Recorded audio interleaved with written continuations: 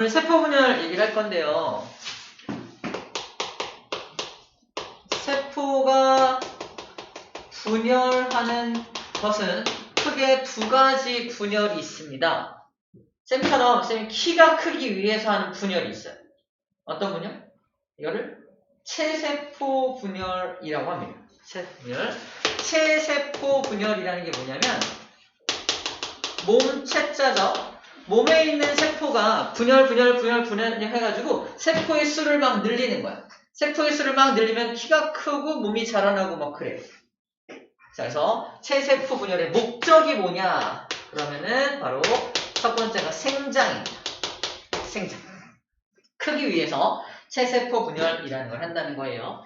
또 다른 분열이 있죠. 이게 바로 저번 시간에 배웠던 정자와 난자를 만들기 위한 분열이 있습니다. 내가 어떤 세포인데 나는 앞으로 정자가 될 거야! 그러면 정자가 되기 위해서 분열 해가지고 정자가 되는 거예요. 응? 정답 생식세포 분열이에요. 생식세포를 만들기 위한 분열, 생식세포 분열이라고 불러줍니다. 당연히 생식세포 분열의 목적은 뭐가 되겠어요?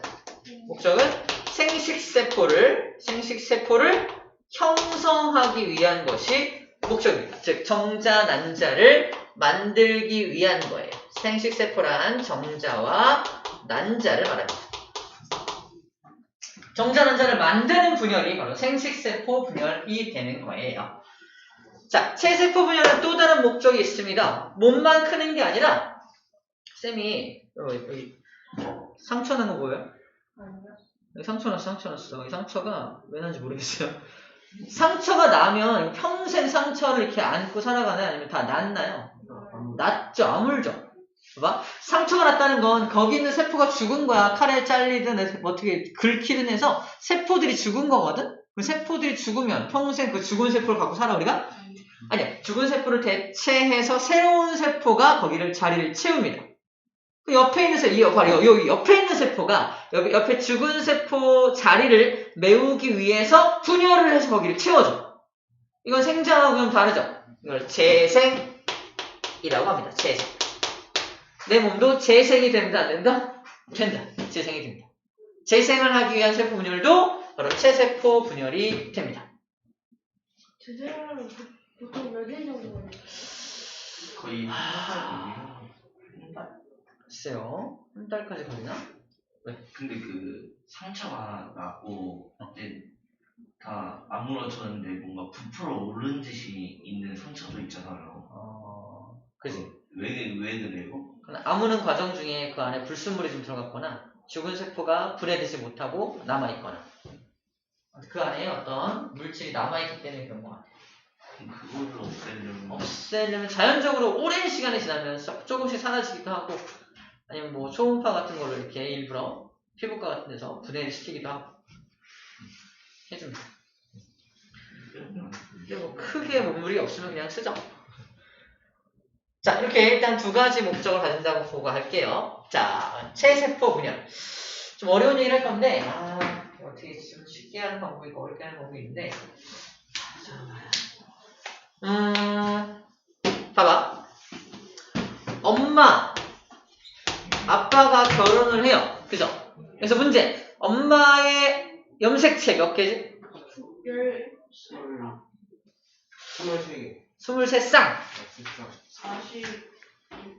정답. 46개가 되겠죠? 46개입니다. 문제. 아빠 염색체 몇 개예요? 40. 정답 맞았어요. 아빠는 좀 적은 거 아니야? 안 적나요? 46개 있습니다. 엄마 아빠가 아이를 만들 때 46개를 엄마가 다 주고 아빠도 46개를 다 줘. 왜? 아들을 사랑하니까. 그럼 큰일 나죠. 아들은 92개의 염색체를 가진 기형아가 됩니다.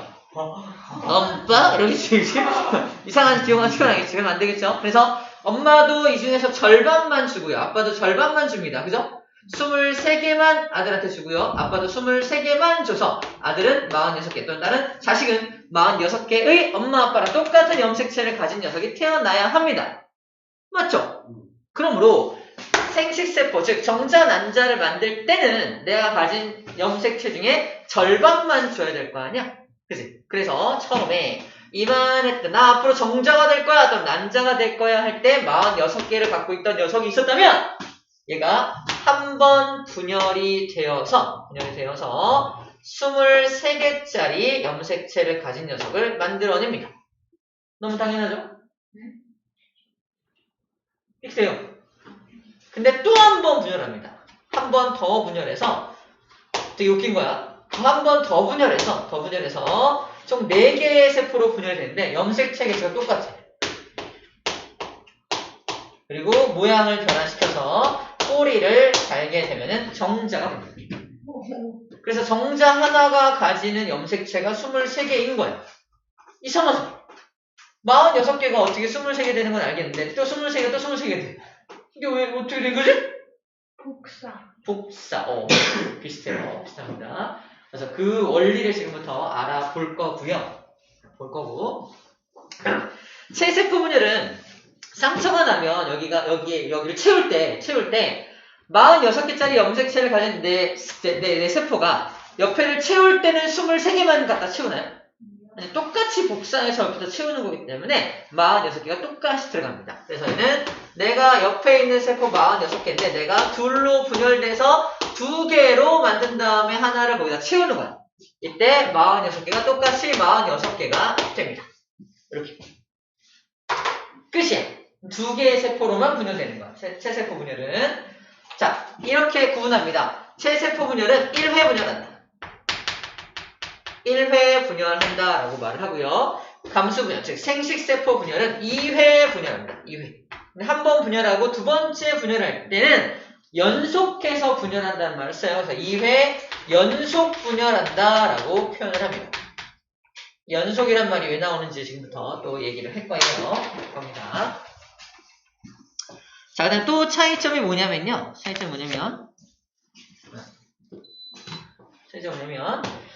얘는 한 번 분열해서 2마리를 만들죠. 이거를 2개의 딸세포를 만든다 라고 표현합니다. 체세포 분열은 2개의 딸세포를 만들어. 하나가 출발해서 2개의 딸세포를 만든다면은 얘는 2번 연속 분열하니까 몇 개의 딸세포가 만들어져요? 4개씩. 총 4개. 4개의 딸세포가 만들어집니다. 이 딸세포라는 말은 아들하고 다르고요. 그냥 몇 개가 만들어지는지 자식을 통칭하는 말입니다. 4개의 딸세포가 만들어진다. 아니면 2개의 딸세포가 만들어진다. 라고 표현을 합니다. 아들세포가 따로 있는 건 아니에요. 이걸 딸세포라고 표현합니다. 우리 책에 125쪽 맨 밑에 있는 걸 지금 정리하고 있는 겁니다. 오케이. 다 얘기했고 하나만 더 얘기할게요.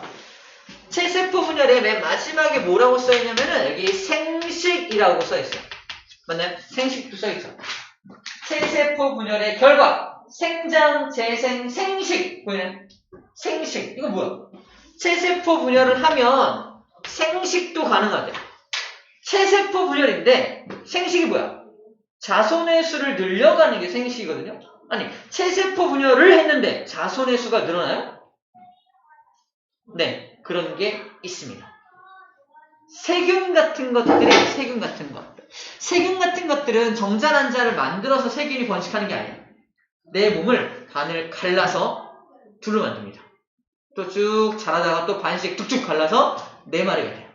또 쭉 자라다가 툭툭툭툭 갈라가지고 또 8마리 됩니다. 이렇게 기하급수적으로 번식을 하게 돼요. 그러니까 하나가 2개가 되는 거. 세포 분열만 쭉 하면 2마리가 되는 거예요. 단세포 생물이기 때문에 그러합니다. 그래서 체세포 분열이 결과 생식이 가능한 것들은 단세포 생물의 경우에 단세포 생물의 체세포 분열은 곧 생식을 의미한다라는 겁니다. 단세포 생물의 체세포 분열은 생식을 의미한다. 객체가 하나 더 늘어나게 되는 겁니까? 이해됩니까? 단세포 생물의 체세포 분열은 생식을 의미한다. 자손을 늘리는 방법이 된다라는 얘기를 하고 있는 겁니다. 자, 이 그림을 잘 알고 있는 전제하에 쌤이 지금부터 생식세포 분열과 체세포 분열 과정을 이제 설명을 할 건데 좋아요. 어려운 얘기 빼고 좀 쉽게 접근해 보도록 합시다.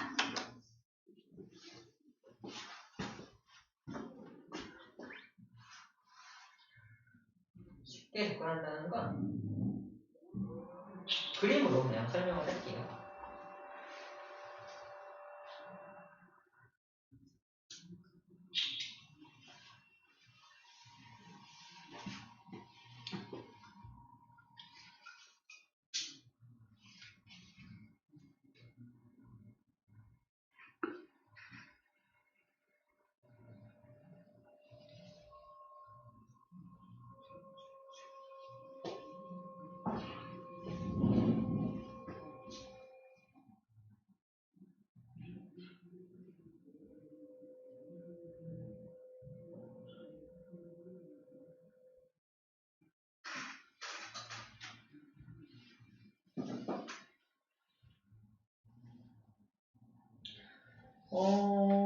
체세포 분열 먼저 설명할게요.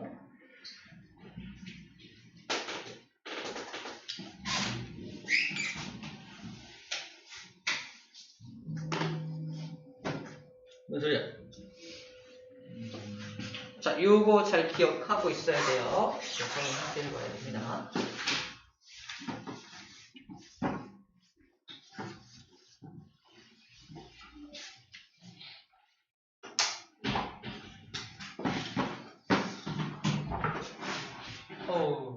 뭐예요? 누구예요? 이거 앞반. 누구 나오고 와, 있어요? 경치 좋다. 앞반. 누구 나오고 있어요? 앞반에? 사람. 앞반에 애들 이름을 얘기해줘?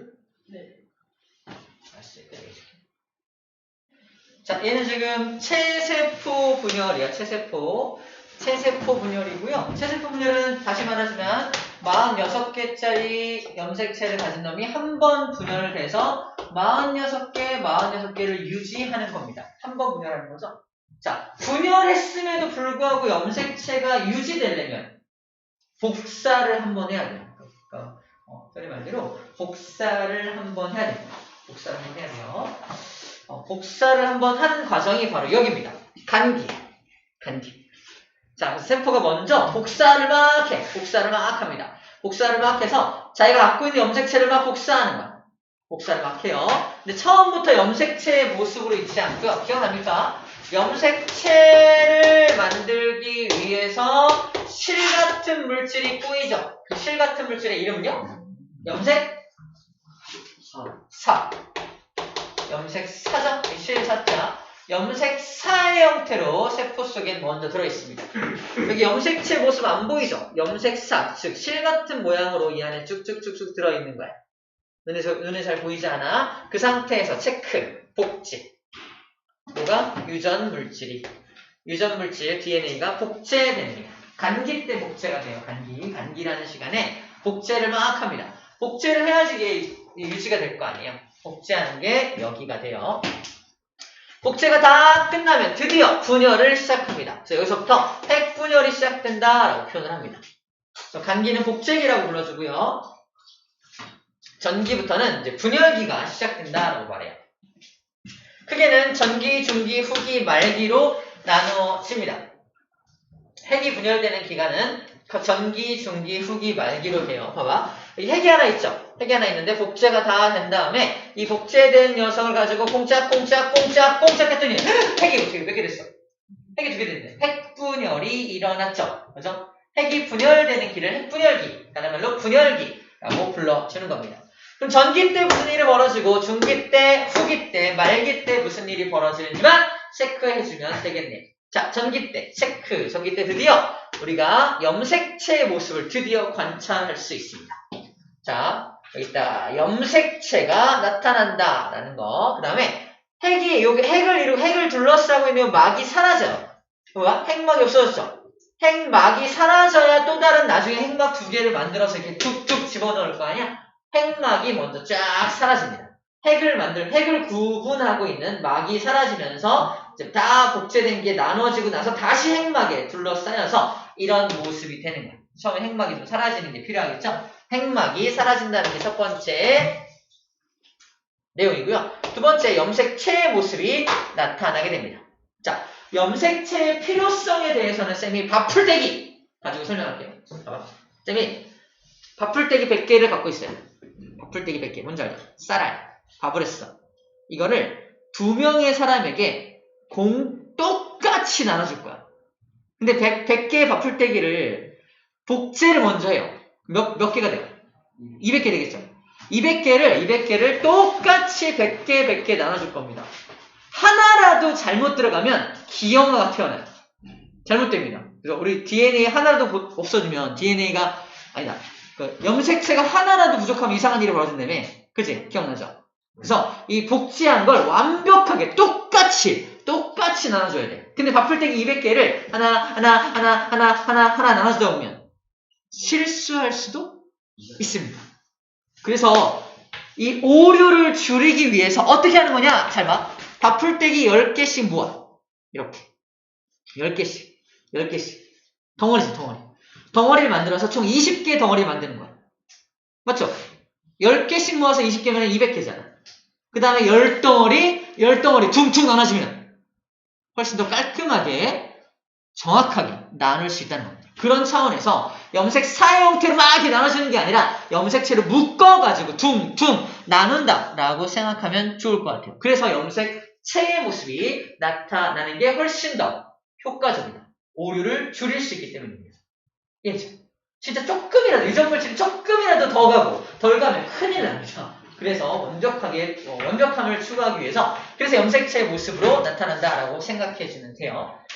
자, 중기 때는 이렇게 전기 때 하나, 둘, 셋, 4개의 염색체를 그리는 거 보이죠?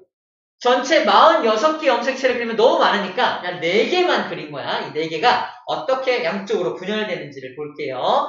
자, 4개의 염색체가 일단 중기 때. 자, 암기법이야. 가운데 중자입니다. 가운데 배열하기 때문에 중기라고 생각하면 돼요. 체크.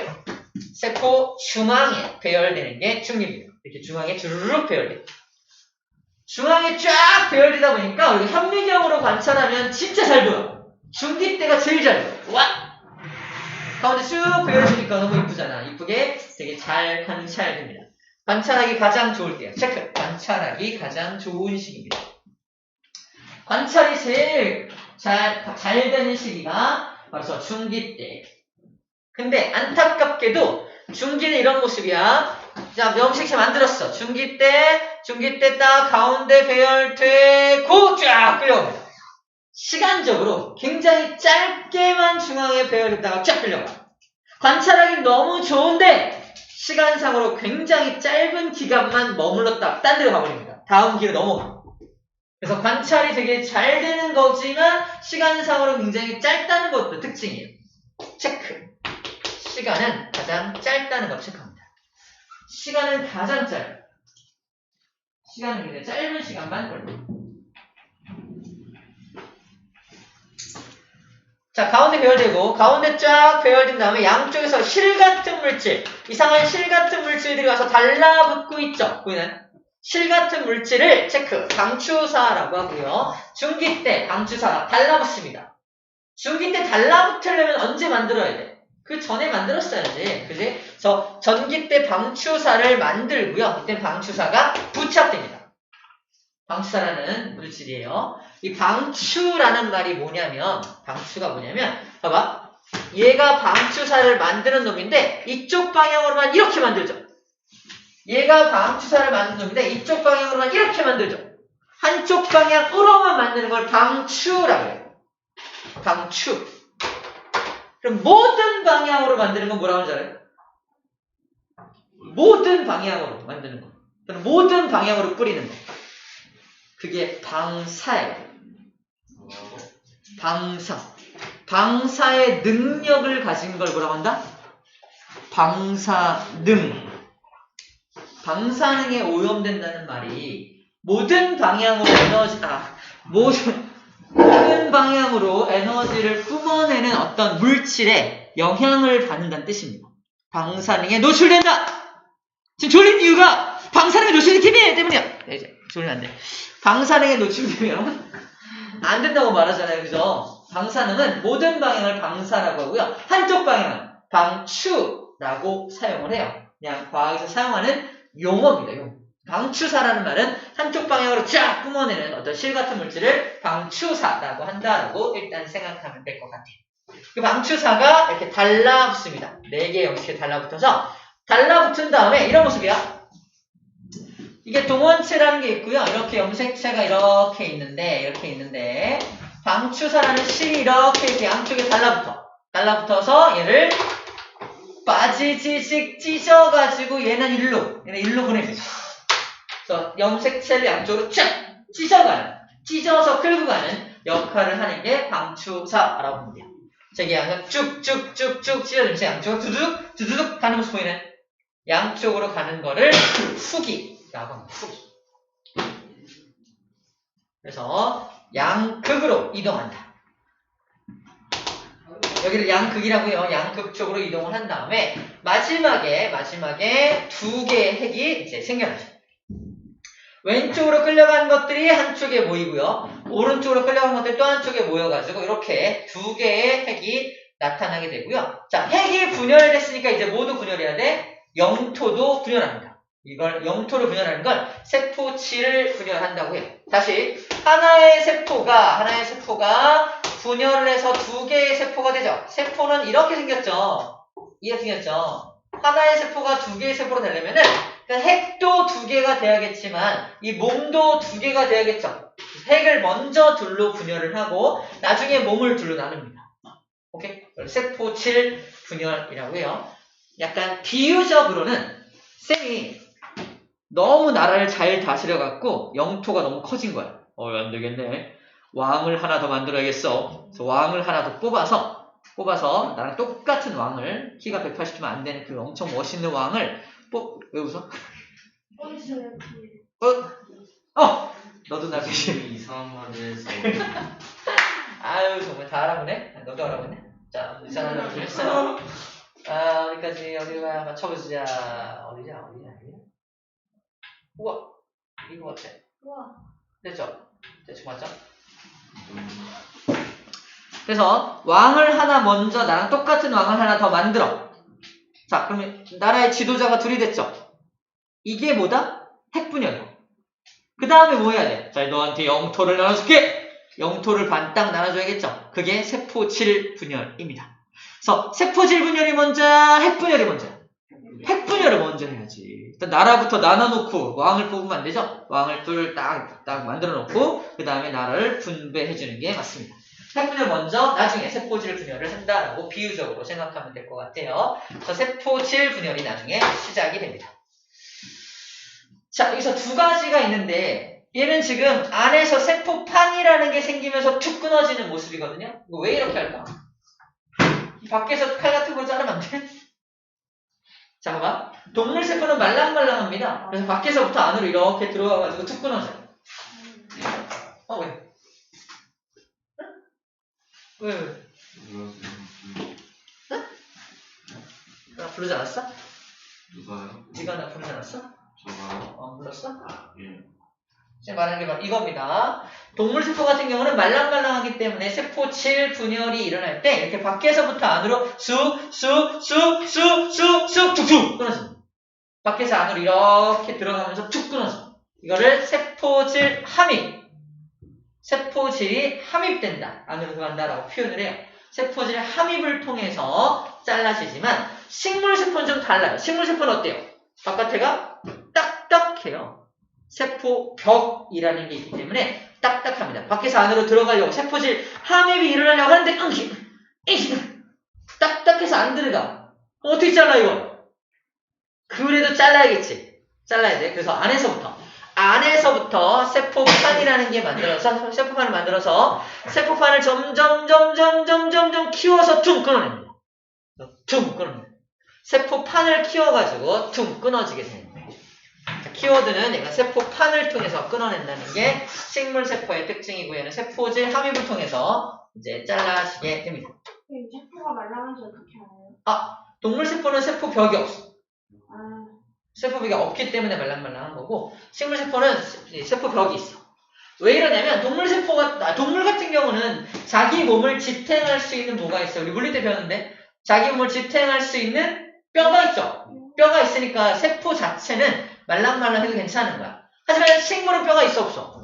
없으니까 세포마다 그 뼈에 해당하는 골격에 해당하는 세포 벽 구조가 필요하다. 그래야지 식물의 이 구조를 유지할 수가 있지. 뼈의 역할을 한다. 그래서 얘는 세포벽이라는 게 세포마다마다 있다. 그래서 딱딱하다라고 말하고 있습니다. 자, 이렇게 체세포 분열을 하게 되면은 똑같은 46개, 46개 들어가니까 써 딸세포들은 모세포가 얘가 모세포야, 모세포. 이제 엄마세포와 유전 정보가 어때야 한다? 똑같다. 얘를 복사해가지고 둘로 나눈 거니까 똑같을 수밖에 없겠죠? 유전 정보가 똑같게. 아하, 이렇게 체세포 분열이 일어나는구나 라고 먼저 알면 되겠습니다. 이제 감수 분열, 다른 말로 생식세포 분열을 바로 볼게요. 그 전에 물 좀 마셔가지고. 그럴까요? 갔다 오세요. 근데 이거 오늘 다음 단원까지예요? 다음 단원까지예요? 모르겠어요. 진도가 너무 빨라? 근데 다음 단원까지 하면 숙제가지고. 숙제 때문에? 숙제 무서워서 진도를 못 나가나? 네. 같은 생각이에요. 이거는 너무 싫네요. 선생님, 어제 월요일에 너무 많은 거야. 피곤하겠다. 어제 2시까지 게임을 했거든요. 죽을 것 같아요, 지금. 에버랜드도 갔다 오고 게임도 2시까지 하고? 네. 오늘 밤에도 너 또 못 자잖아. 네? 3, 4회전 봐야지. 오늘이에요? 내일이에요. 오늘 새벽. 내일. 내일 새벽에 내기하실래요? 오늘에서 내일 넘어가면 12시 아니야? 아니에요. 맞아요.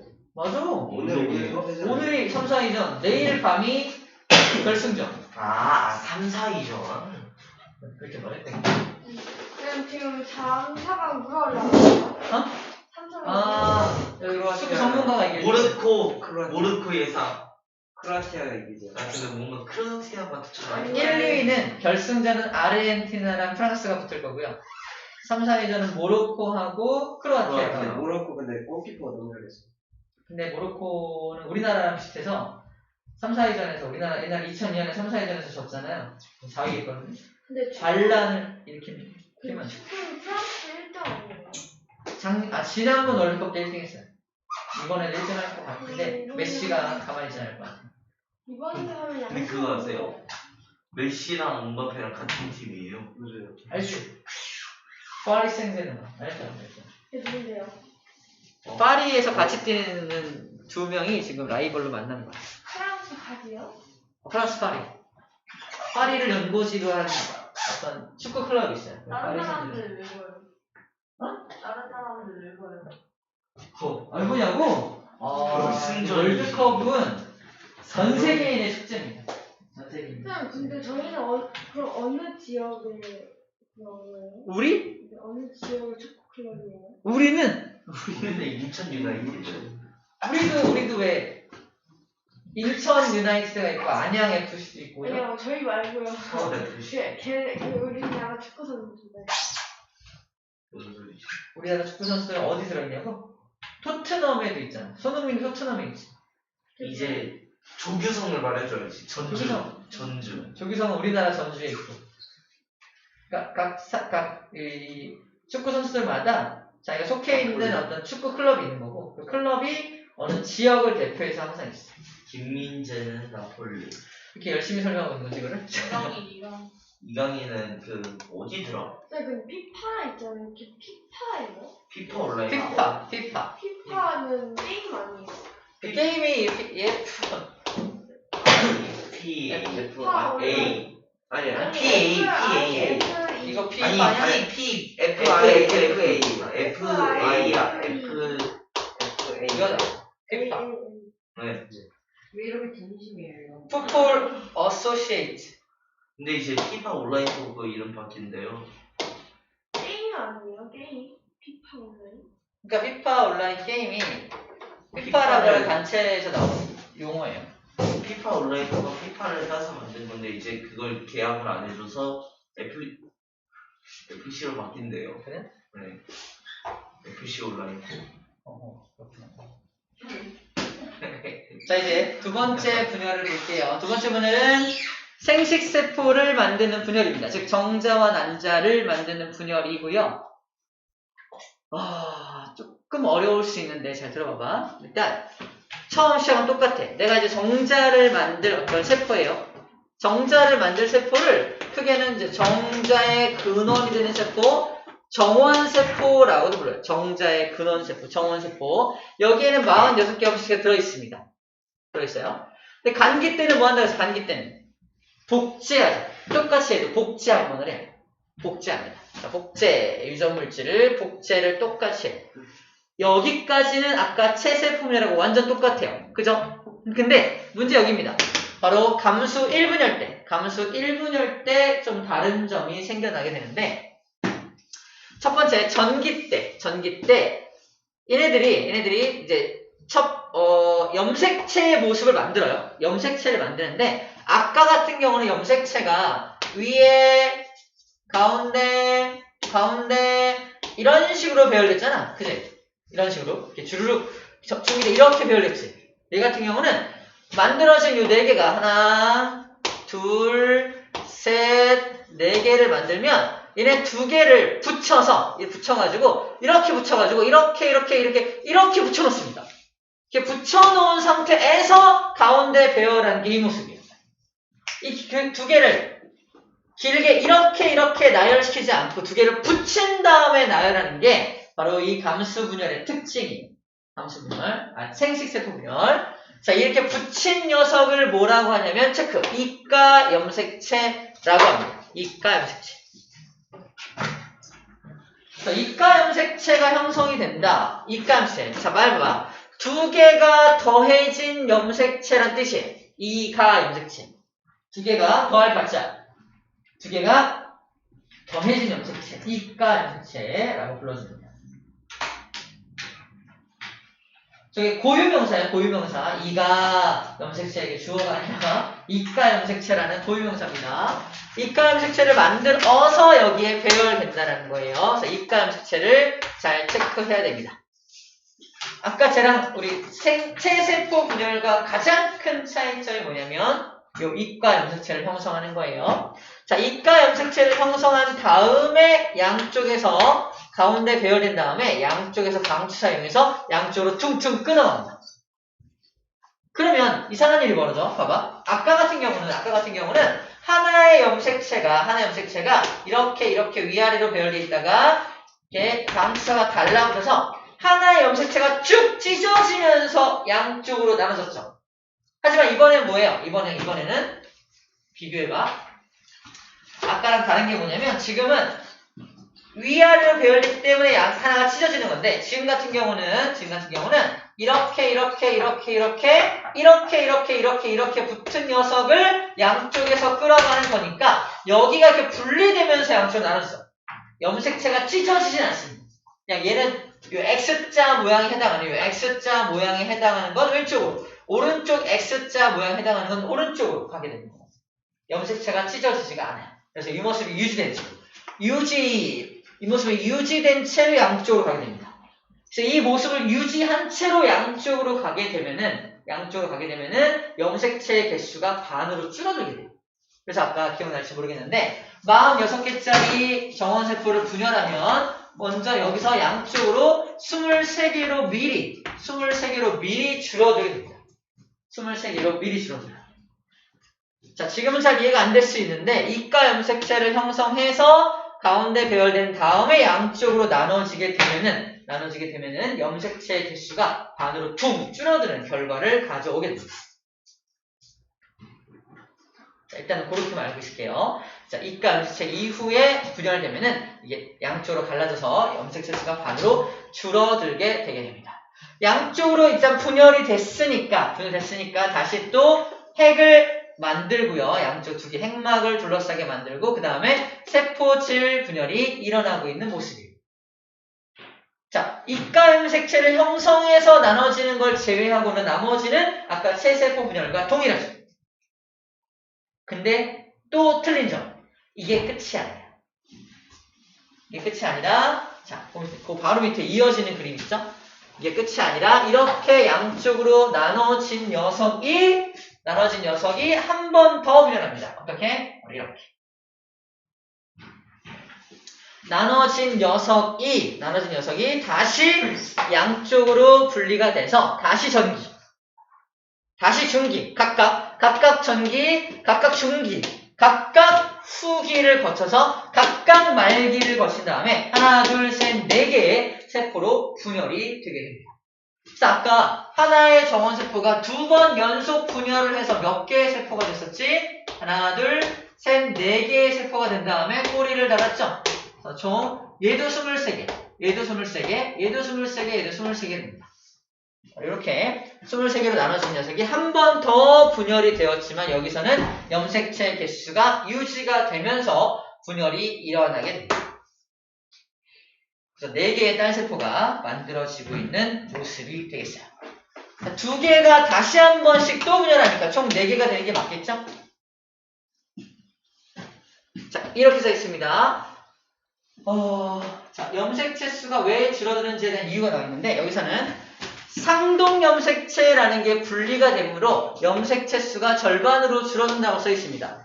지난 시간에 상동 염색체 설명했는데 이게 뭐였냐면은 아빠가 준 염색체 쌍꺼풀이 있는 거, 엄마가 준 염색체 쌍꺼풀이 없는 거, 둘이 상이하는 관계에 있는 가장 큰 거 2개의 관계, 이게 2개가 상동 염색체라고 했거든요. 근데 체세포 분열은 상동 염색체가 이렇게 위아래로 배열된 다음에 이걸 반 갈라서 일로, 얘도 반 갈라서 일로 가니까 엄마가 준 거, 아빠가 준 거, 엄마가 준 거가 이렇게 갈라지는 게 아니라 뭐구나? 봐요. 통으로 자르세요. 싫어. 안 돼. 그럴 수 없어. 일단. 자, 이게 엄마가 준 거. 아빠라고 하잖아. 아빠 파란색. 자, 아빠가 준 거, 엄마가 준 거 이렇게 오잖아. 오죠? 오면은 이걸 갖다가 상동 염색체를 가지고 있는데 간기 때 복제를 하죠. 복제를 하면 이게 이렇게 복제가 돼. 복제가 됐어. 지금 요 염색체들하고 요 염색체는 서로 상동 염색체 관계죠. 아빠가 준 거, 엄마가 준 거니까. 그지? 근데 체세포 분열은 이게 어떻게 배열돼? 위아래로 배열돼. 위아래로 배열됩니다. 위아래로 배열된 다음에 양쪽으로 이렇게. 자, 다시 위아래로 배열된 녀석을 양쪽으로 이렇게 끌고 가는 거잖아. 양쪽으로 끌고 가니까 이렇게 해서 양쪽으로 이렇게 끌고 가는 거야. 보이나요? 그럼 결국 다시 아빠 엄마가 다시 만나는 거고 여기다 아빠 엄마가 다시 만나는 겁니다. 즉 상동 염색체가 분리가 됐어, 안 됐어? 안 됐다고 표현하는 거야. 상동 염색체가 유지가 됩니다. 분리가 되더라도 아빠 엄마가 다시 만나고 있지. 상동 염색체가 분리가 안 된 거야. 다시 체세포 분열 다시 한번 가봐. 체세포 분열에서는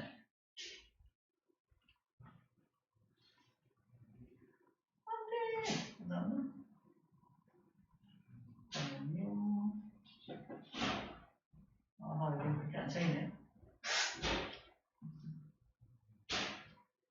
너무 당연해서 안 써있나?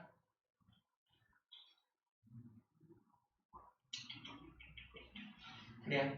한번 봐. 체세포 분열에 이렇게 분열이 있을 때 이렇게 위아래 엄마 거 아빠 거라 한다면 양쪽으로 분리돼도 다시 엄마랑 아빠가 다시 만나고 있죠. 다시 만나고 있으니까 상동 염색체가 분리가 안 되고 있는 거예요. 상동이 분리가 안 됐을 때는 우리가 염색체 수가 변함이 없다라고 말을 해요. 다시 상동이 분리가 안 되면 염색체 수가 변함이 없어. 46개가 똑같이 46개가 돼! 라고 표현하는 거예요. 그런데 감수 분열, 즉 생식세포 분열 같은 경우는 어떻게 돼요? 아까 이가 염색체를 형성하죠. 여기. 그래서 이가 염색체를 형성한다는 건 아빠 거 2개, 엄마 거 2개 이렇게 한 다음에 이거를 이렇게 한 다음에 이걸 두 붙이는 거예요. 이렇게 해서 아까 체세포 분열은 위아래로 배열되는 거잖아. 그 다음에 양쪽으로 분열됐으면 지금은 이게 아빠 거, 엄마 거를 갖다가 옆으로 퉁 붙이는 거야. 옆으로 이렇게 붙어 있는 게 이가 염색체 모습이야. 이가 염색체 상태로 이렇게 가운데 배열을 하게 되는 겁니다. 그런 다음에 어떻게 돼요? 양쪽으로 분리되면 이게 이 상태에서 양쪽으로 분리되면 이렇게 분리가 되지. 이 상태에서 이렇게 분리되면 이렇게 분리가 돼버리면 아빠 거 따로, 엄마 거 따로 가는 거니까 상동 염색체가 어떻게 돼요? 분리됐죠.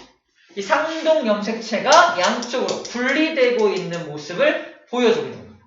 그래서 여기 뭐라고 써있어요? 상동 염색체가 분리되면 염색체 수가 반으로 줄어든다라고 말하고 있는 거예요.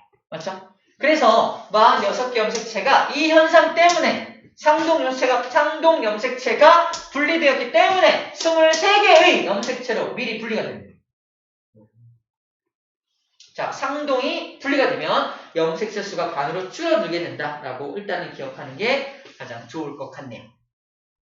자, 그래서 양쪽으로 분리된 녀석이 양쪽, 얘는 일로 가고 일로 가겠죠. 분리된 녀석이 각각 다시 또 두 번째 분열을 하게 되는데 봐봐.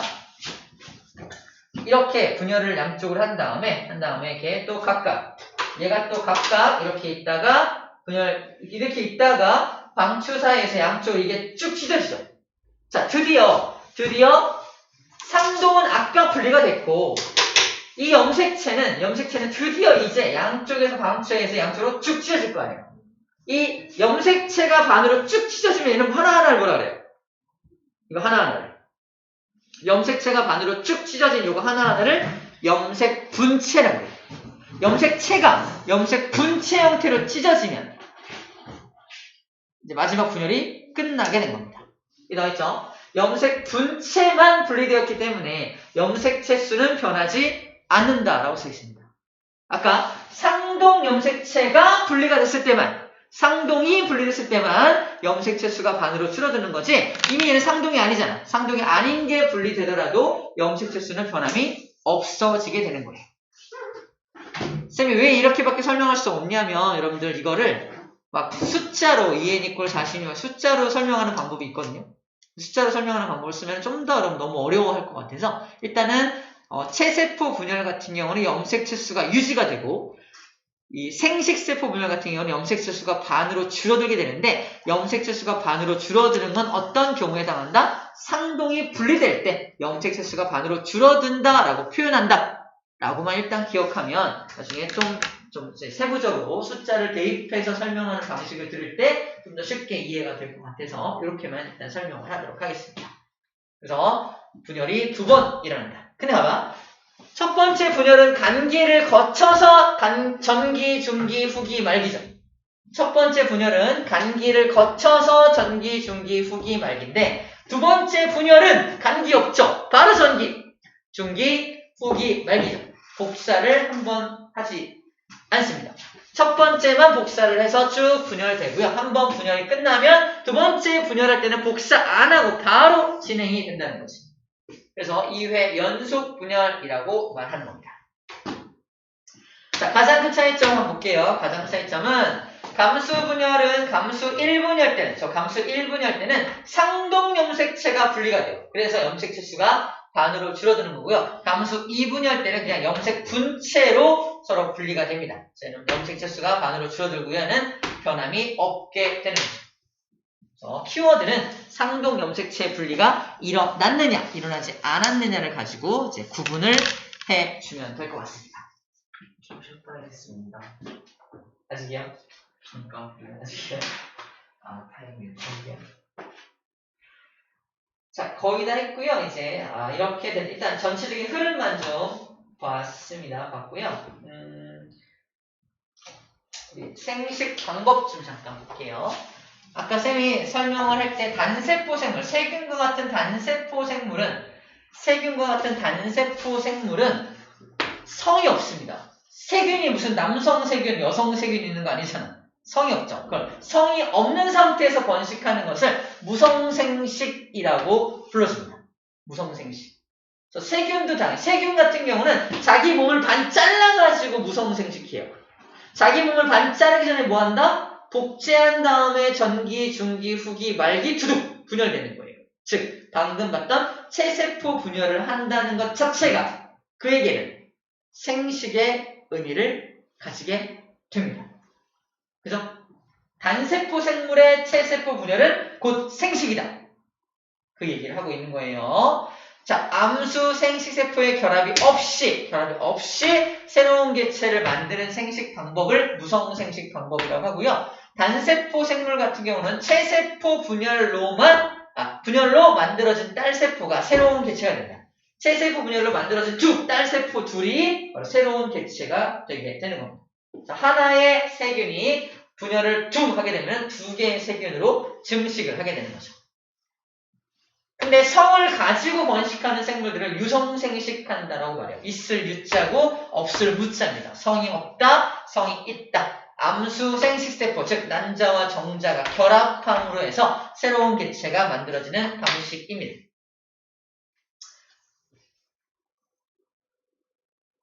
어떤 게 더 좋아 보여? 둘 중에 누가 더 좋아 보여? 느낌상. 그래서 유성생식이 그런. 왜 그렇게 생각하세요? 그래도 좀 그렇잖아요. 그냥 무성생식이라는 게 너무 좀 익숙하지 않고. 그래서 저는 그렇게 느끼거든요. 느낌이 익숙하지 않아서 좀 낯설어서. 네. 그죠? 우리가 친숙한 방법이 아니라서. 시진이 뭐라고 말하려고 했던 것 같은데? 아니야? 일단 뭐가 더 마음에 들어요? 무성이 마음에 들어요? 왜? 왜냐면 이제 유성생식은 귀찮잖아요. 귀찮아서? 그래. 내 몸을 그냥 발 자르면 내 자식이 태어나는 건데 네. 굳이 왜 남자를 만나느냐 뭐 이러는 것 같아요? 네. 그죠? 그래서 그 얘기죠? 굳이 왜 남자를 만나서 유성생식을 해야 되냐 뭐 이러는 것 같아요. 내 몸을 반 잘라서 팔을 툭 자르면 자식이 딸 왼쪽 팔 자르면 아들 이런 것도 아니면 있습니다. 살 좀 잘라도 되잖아요. 그렇게 하는 것들이 있습니다. 우리 식물 중에 다육식물 키우다 보면은 옆에 조그만 게 툭 떨어져요. 걔가 또 자랍니다. 다육식물도 무성생식. 집에 겁나 많은데. 겁나 많죠. 걔네들이 번식하는 방법이 자기 몸의 일부를 떨어뜨려서 걔가 또 자라게 만듭니다. 그게 걔네들의 생식 방법이에요. 그 불가사리요? 비슷해요. 그래서 무성생식 방법이 되게 여러 가지가 있는데 이걸 영양생식 방법이라 영양생식 방법이라고 하고 영양물질을 가진 어떤 녀석을 툭 떨어뜨려서 또 자라게 하면 그게 또 다른 개체가 됩니다. 또 어떤 게 있냐면 감나무 같은 거. 감나무 가지를 잘라서 이걸 땅에다가 푹 꽂아. 또 감나무가 자라요. 진짜요? 다시 뿌리가 생기고 다시 또 가지가 자라서 감나무가 또 자랍니다. 요만한 것도. 그래. 그러면 토막내가지고 땅에 싹 뿌리면 어떻게? 땅에 싹 뿌리면 썩죠. 꽂아야지. 꽂아서 적당하게 이제 뿌리를 내릴 수 있는 환경을 만들어줘야지. 거름도 좀 줘야 되고 잘 자라게끔. 아무튼 우리 아파트에 심어도 되나? 됩니다. 돼요? 영양생식이라는 그걸 이제 이렇게 할 수 있어요. 그리고 또 신기한 건 감나무야. 감나무 가지 끝에를 잘라가지고 우리 귤 같은 거? 사과나무 가지를 잘라가지고 이런 거죠. 감나무가 이렇게 있는데 이렇게 또 가지가 있는데 여기를 툭 잘라.